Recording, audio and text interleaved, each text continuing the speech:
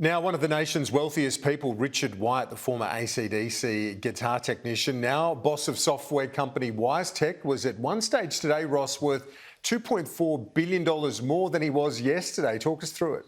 Okay, so you've heard of a mad payday. This is the maddest of all. So what's happened is that they put out their profit report today and it was much better than what people expected. Now, this is a software company that basically works in the logistics industry. It basically helps logistics companies send you parcels more efficiently. And so what happened is when it came out, the shares in WiseTech, of which he owns 44%, suddenly rocketed by 50%. Now, look, 5% on the market's a big day. So here's WiseTech, the profit before tax depreciation and whatever was up by 63%, but that surprised the market. So the share price actually boomed. Now, at the close, the share price did come off a bit, so he's not really at a $2.4 billion payday. It's more like $1.2 billion or something like that. But any which way you look at it, it is absolutely nuts to think that A, a share can go up that much, and B, that you could actually see the value of your wealth increase by more than $1 billion in a day to beyond $5 billion. Just think about that when he was actually tuning those guitars for ACDC years and years ago. Yeah, indeed. Quite some journey. Now, Kerry Stokes stood down as chairman from the business he created. Now, that has been quite a journey as well.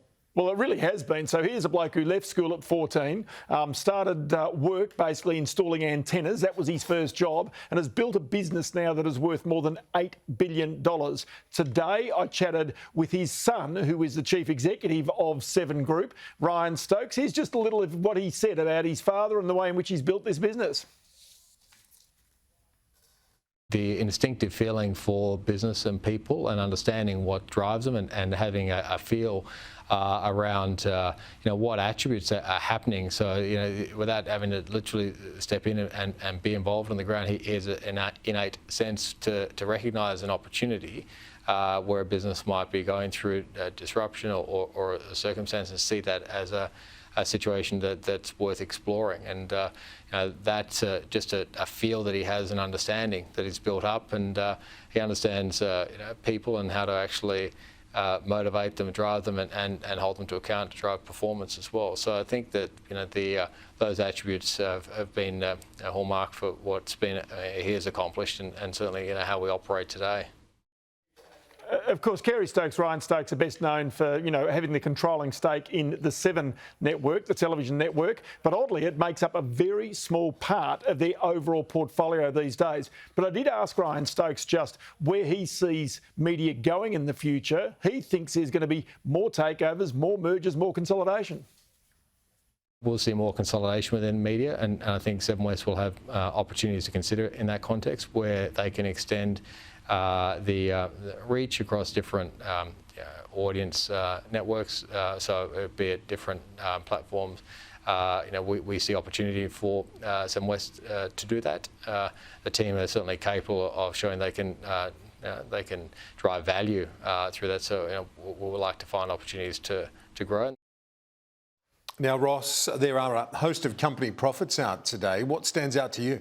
Okay, so I'll take you through a few of them very, very quickly. Medibank is one of those that a lot of people might hold or know of. Medibank, its profit today up by 40%, $441 million. Its business, AHM, was the one that really did best here. Dividend here was a little bit better. The other one that we should note, Afterpay. Now, of course, Afterpay is the subject right now of a $39 billion takeover. It's never made a profit. It's lost another $156 million in this last little period of time as it's increased its marketing spend, but its income, this is the key, up by 78%, $924 million. And a raft of companies out today, and companies like Reece, the plumbing company, its shares down 11%. They've disappointed. Nine Entertainment, even though its profits are significantly higher, its shares today down by almost 10%. Seven Group, as we indicated, its profits were higher, but the share price fell by 10%. Finally, the cement company, Adelaide Brighton Cement, now known as Adbri, it's down by 7%. So you can see the companies that maybe didn't quite make the expectations certainly were hit on the stock market today.